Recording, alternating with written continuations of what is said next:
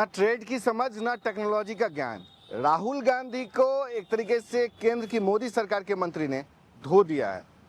ये पहला वाकया है जो सीधे तौर पे अटैक राहुल गांधी पे किया जा रहा है। जब से राहुल गांधी एलओपी बने हैं तब से मोदी सरकार के मंत्री या कम से कम नेता एहतियात बरत रहे थे कि सीधा टारगेट राहुल गांधी को ना किया जाए और इसे तवज्जो ना दी जाए।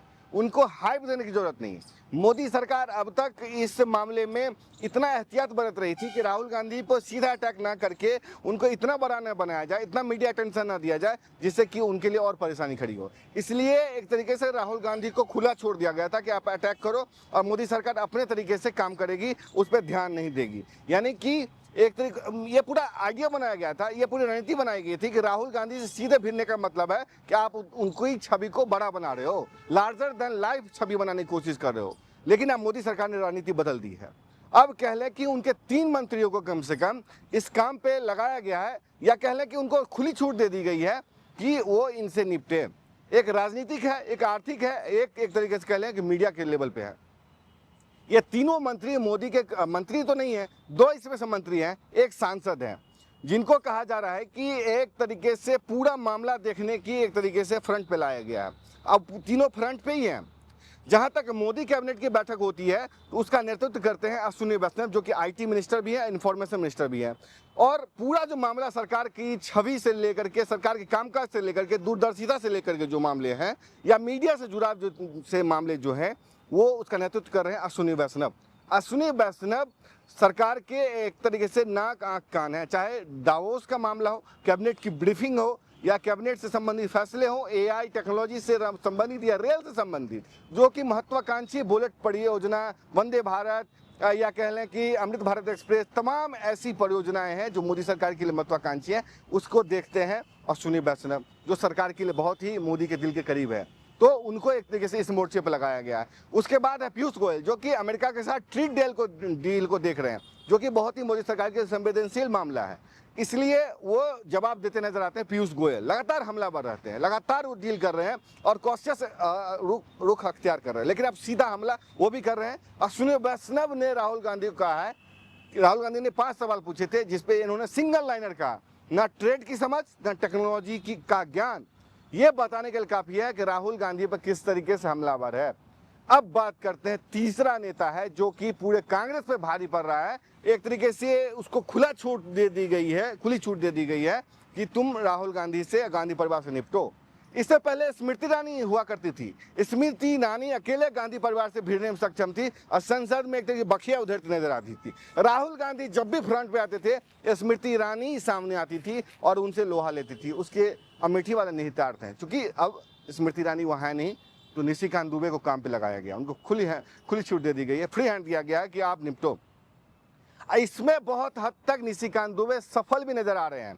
बीते संसद सत्र का जो पहला भाग था, यानी बजट सत्र का पहला भाग था, उसमें कांग्रेस पार्टी बनाम निशिकांत दुबे था। प्रधानमंत्री मोदी सीधे राहुल गांधी से नहीं भिड़ते। उसका मतलब ये नहीं है कि मोदी भिड़ नहीं सकते या उनका कद नहीं है, नहीं। राहुल गांधी और मोदी के कद में, कामकाज के तरीके में अलग हैं। मोदी, बीजेपी के रणनीतिकार ये नहीं चाहते या ये उतना तवज्जो नहीं देना चाहते कि मोदी जी की छवि या लेवल जो है उसी के लेवल पे आ जाए।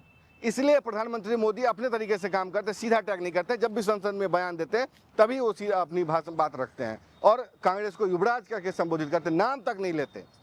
ये बताने के लिए काफी है कि प्रधानमंत्री मोदी बताना चाहते हैं कि राहुल गांधी की क्या हैसियत है, क्या उनकी एक तरीके से राजनीतिक तौर पे कद है। ये उनको छोटा करने की कोशिश होती है।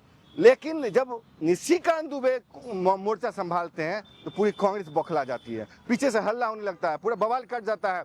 और इसलिए कह लें कि अगला जो बजट सत्र का दूसरा भाग होने वाला है 9 मार्च से, उसमें बहुत कुछ बड़ा होने वाला है। और एक तरीके से कह लें कि धुआंधार तकरीर और धुआंधार एक तरीके से वो हंगामेदार सत्र होने वाला है।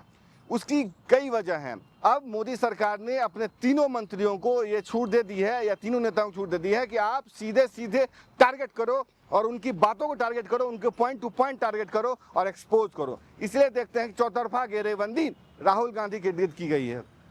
संसद में सब्सटेंसिव मोशन निशिकांत दुबे ने लाया है, जिसके जरिए अब स्पीकर को फैसला करना है कि या ये प्रिविलेज कमेटी को भेजना है, एथिक्स कमेटी को भेजना है, या सीधे हाउस के सामने लाना है। अगर हाउस के सामने आता है तो इस पर चर्चा होगी और इशू वाइज चर्चा होगी, और उसके बाद अगर वोटिंग होती है, सदन में प्रस्ताव एक्सेप्ट होता है, तो राहुल गांधी की सांसदी जा भी सकती है और चुनाव लगने पर बैन भी हो सकता है। निशिकांत दुबे से भिड़ने का मतलब है, उनको छूट देने का मतलब है कि राहुल गांधी का वही हाल होगा जो महुआ मोइत्रा का हुआ था।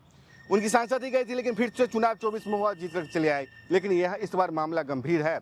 राहुल गांधी से सीधे भिड़ने जा रहे हैं निशिकांत दुबे। जो किताब लेकर के, किताब का प्रकरण हुआ था, जब उसमें 40 किताब लेकर के आए थे निशिकांत दुबे, तो कांग्रेस बौखला गई थी। इसी कारण आपने देखा था कि संसद के कक्ष में गाली गलौज तक की नौबत आ गई थी, पूरी कांग्रेसी मंडली बौखला गई थी। वहां पे इस लेवल पे एक तरीके से एक्सट्रीम प्रेशर नजर आया था।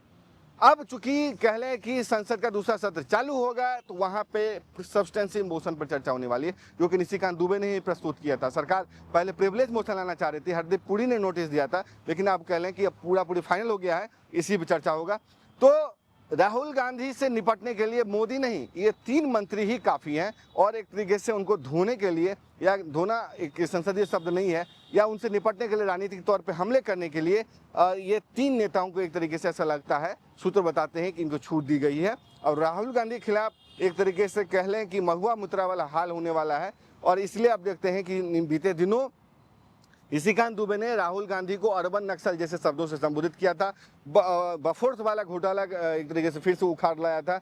गांधी परिवार पे, इतिहास पे सीधे हमले करते हैं। नेहरू के इतिहास पे हमला करते हैं। राहुल गांधी के विदेश दौरों, फोर्ड फाउंडेशन, यूएसएड, तमाम या सोरोस से जो लिंकेजेज हैं, कथित लिंकेजेज हैं, उसको लेकर के टारगेट करते हैं। ये बताने के लिए काफ़ी है कि इस बार मामला गंभीर है।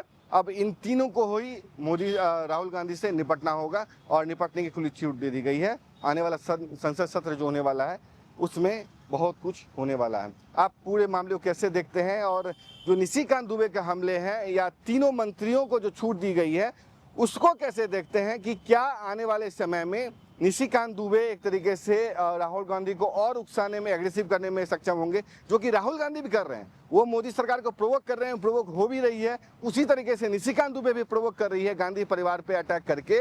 वो आप उसको कैसे देखते हैं, और बीते दिनों निशिकांत दुबे ने कैसे 40 किताब लेकर के आए थे, उस पर क्या कहा था, और लाइब्रेरी जो खोलने, नेहरू कांग्रेस को लेकर के, इतिहास को लेकर के जो एक स्पेशल लाइब्रेरी खोलने जा रहे हैं निशिकांत दुबे, उसको लेकर के उन्होंने क्या कहा था, उस वीडियो के साथ आपको छोड़े जाते हैं। तब तक के लिए देखते रहें एनएमएफ न्यूज़।